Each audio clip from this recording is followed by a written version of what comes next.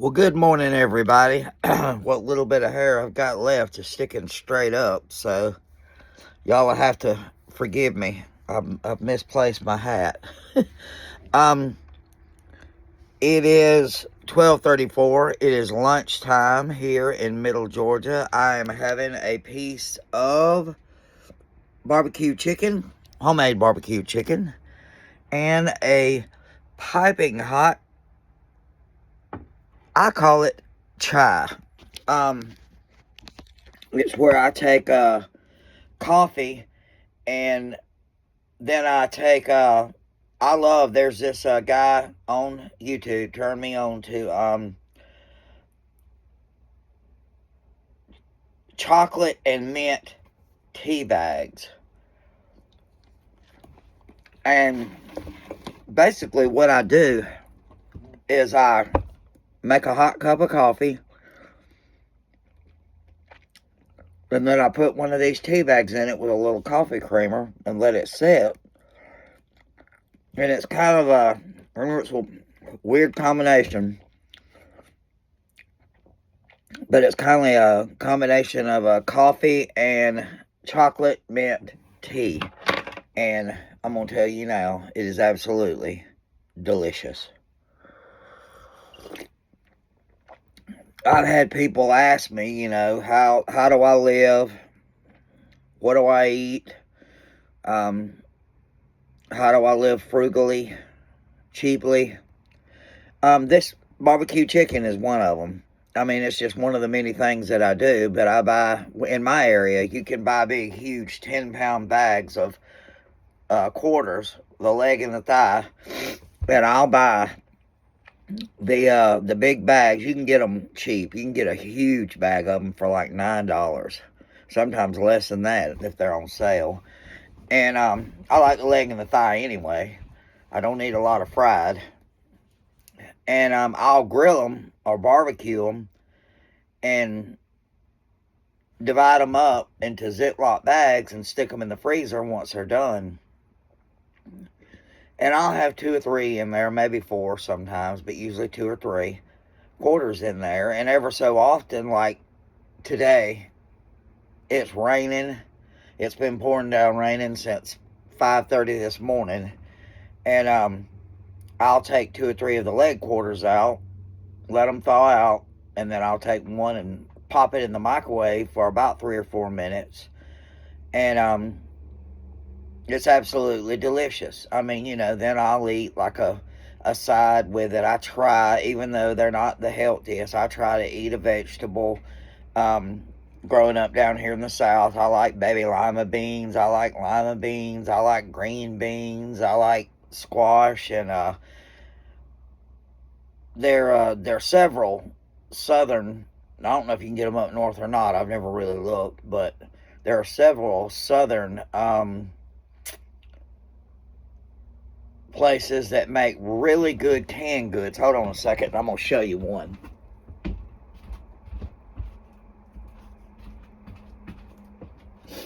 This right here is Margaret Holmes seasoned butter beans.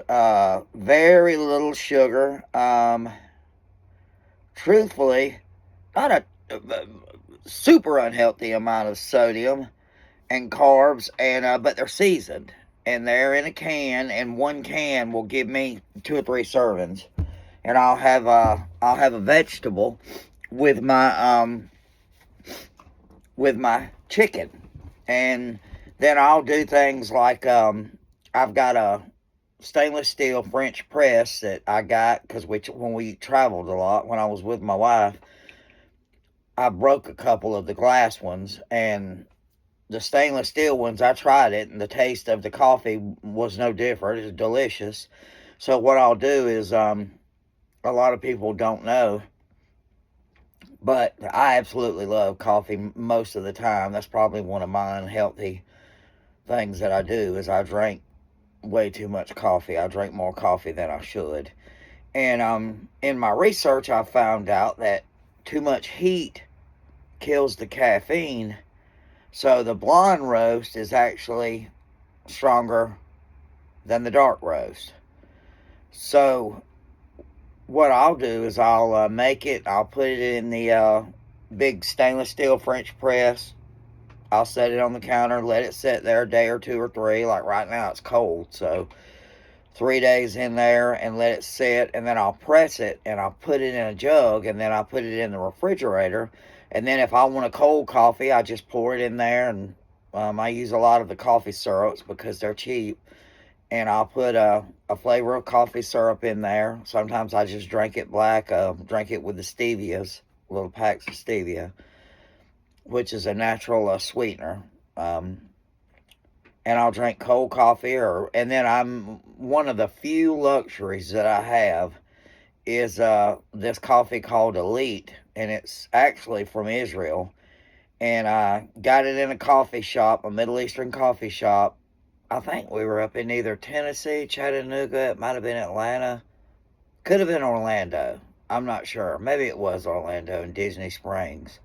But anyway, it is, in my opinion, it's as good or better than any fresh roasted brewed coffee that I've ever had. It's a little expensive for a can of coffee, but if you're conservative and you don't just put tons of spoonfuls in your cup, then you can stretch a can of it out, and it is good. And then in that same coffee shop, I remember, I think I may have told y'all before, there's a stuff you can get on Amazon, a little jar. It's called green cardamom, ground up. And when I'm feeling nostalgic and I want to go down memory lane, plus I love the taste of it, I'll take just a tiny pinch of the green cardamom and put it in my coffee cup, and again, it's absolutely delicious. And then too, it just triggers, I don't know if there's any of you that are like that, but it just triggers wonderful memories whenever me and my wife would go on vacations and we would go out of town, and that was one of my treats. I always made sure that I carried I had actually had a little small suitcase that I would put my French press in, I would put my coffee in, my creamers in, and I would put my green cardamom in, and you just put a pinch of it in there and stir it in, let it sit for a minute, and it gives your coffee a unique flavor, something that is hard to find. You can actually go on Amazon and you can find a few Middle Eastern coffees that already have it included, but I like to do it myself. That way I can regulate the amount of green cardamom, because it can be overpowering if you're not careful. But that's how I do my coffee. I buy a lot of, when they're on sale, I buy a lot of big bags of dried beans. I like butter beans. I like baby lima beans. I love field peas and black-eyed peas. And I've got a rice cooker. I'll put them in the rice cooker. Well, I soak them first. And I soak them in a gallon Ziploc bag with about a tablespoon of baking soda, because baking soda seems to take some of the gassiness away, and it also makes them super tender. And I'll soak them in the water and the baking soda for like a day or two in the refrigerator, and then I pour it off and rinse all the baking soda off. It doesn't give it any taste at all. It just makes it tender, and makes the beans tender. And then I'll cook them in the rice cooker, and then back in a Ziploc bag they go, and then I'll eat them for 3 or 4 days. Sometimes instead of a side dish, they're just my dish. I'll just sit and eat black-eyed peas and drink coffee. And I'm a small guy. I've lost about 283 pounds. I was a big boy. I mean, I know it's hard to imagine, but I was well over 400 pounds. Now I'm down in the above 100s. Sometimes I get a little bit too thin because I'll get busy, or I'll honestly just forget to eat. And now that I'm smaller, I just don't eat a lot. So it's easier. About the only time that I really cook any extra food is my son and my future daughter-in-law will come over here sometimes, and I'll cook up some extra food then. because they have regular sized tummies, and they they can eat. So, but other than that, I watch for food items that are on sale. I eat a lot of the same things. When I do cook, some people will say, "Well, you cook too much." Well, yeah, I do. Like, I've got a bot in the refrigerator right now. I've got a container of where I cooked beef and potatoes. I caught potatoes, a big giant bag of them on sale, and I quartered them up and I cooked them, and I put them in a container in the refrigerator, and then for 3 or 4 days, I'll just scoop out a scoop of the fresh cooked potatoes and a little bit of the meat, and I'll warm it up, and that's what I'll have. My point is I make a lot of things in bulk because it's cheaper, and put it in the refrigerator, and I don't mind leftovers. As a matter of fact, I love leftovers. Um, but I cook in bulk, and then I just warm it back up. So, did I live like this when me and my wife were together? No. I did eat some leftovers, but no. I wasted a lot of food. I wasted a lot of things. I wasted a lot of money because she made extremely good money. And then with my retirement check, we did okay. Some years we did better than okay. And growing up without a lot of money, and then she and I, when we first got married, not having a lot of money, when we did start making good money, neither one of us were good money managers, and we wasted a lot of money. We shouldn't have. I'm not saying it's a good idea. We shouldn't have done it. But the fact remains that because we had been without money for so long, that we wasted money. Took trips we shouldn't have took, ate places we shouldn't have ate, did things we shouldn't have done, bought things we shouldn't have bought. But the thing is, and I'm not excusing it, we had just been without for so long that it just felt good to be able to do things, and we overdid it. We lived far above our means. And sooner or later, there's an old saying down here in the South, the chickens come home to roost. Those bills started coming in, and it wasn't no fun then. It was fun taking the trips and doing things, but it wasn't no fun when the bills started rolling in. But anyway, I ate a lot differently whenever she and I were together than I do now. At first, eating like I eat was extremely difficult. I struggled. I'm not lying, I struggled. I lived for a while on canned, I think it's Chef Boyardee, spaghetti and meatballs, which I love, canned lasagna, boxed macaroni and cheese. Not the healthiest choices, but it was easy, you know. Um, I was depressed and sad and upset and confused. And there's a lot of times, I know it might sound silly and not very good to y'all, but there's a lot of times when I would just open a can of spaghetti and meatballs and just eat it right out of the can. Of course, it was cooked and already seasoned, and the tomato sauce and the seasonings and all that other stuff. And I would just eat it cold right out of the can. And some people were like, well, no. It wasn't the best, but it got me the calories that I needed to get through the day, because at that day, in that particular time, when she first left, it was a struggle. It was a struggle just to get through a day. It was a struggle just to wake up. And I made a lot of unhealthy choices, but it did get me through the day, and it taught me that I've never ate a ton of canned goods. It taught me that you can get some really good things out of cans. You can get some unhealthy things out of cans. You can get some healthy things out of cans. You just got to pick and choose.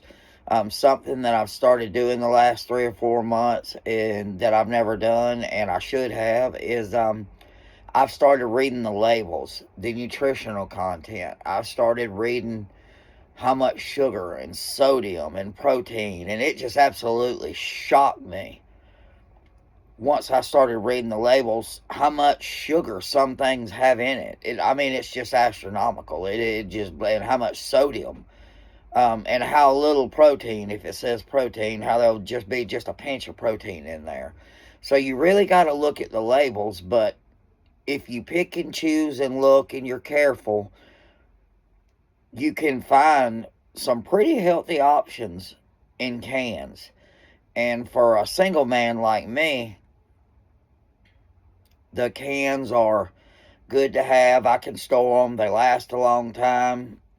Generally, like I said, there'll be like at least a couple of portions in there. I can eat part of it and put the other part in there, and I don't have to worry about wasting food. So there are lots of ways.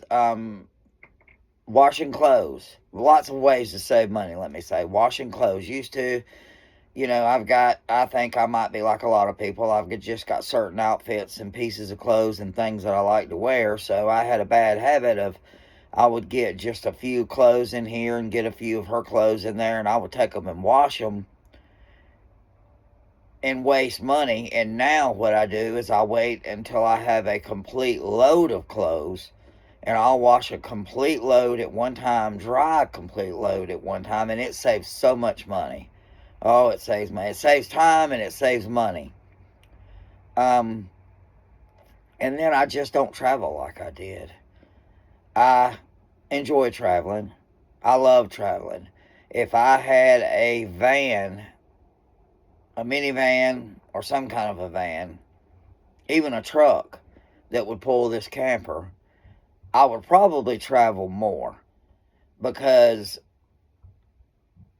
growing up, not with a lot of money, wanting to travel and see and do things, my friend and I, we would travel and we had no issues with sleeping in the vehicle. We would lay down in the back seat, let the front seats down, get a pillow, get a blanket, sleep, and we just got up and enjoyed looking, walking, seeing things we'd never seen, going places we'd never went.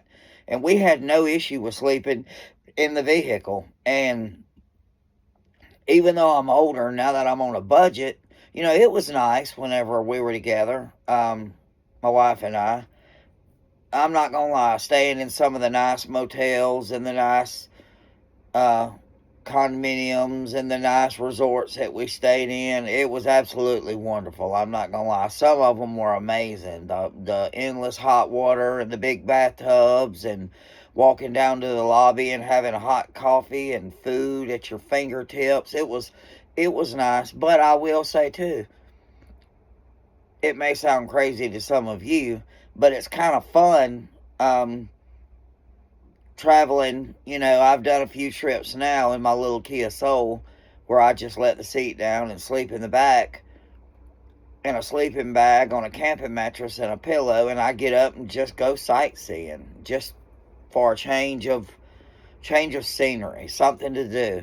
But I really would like a van or a truck to where I would have more room. I could put a few more things in it, something that I felt like, didn't have tons of miles on it, that'd be a little more reliable. And eventually I'll get that. I mean, you can't, on a retirement income, you can't get everything you want right this minute.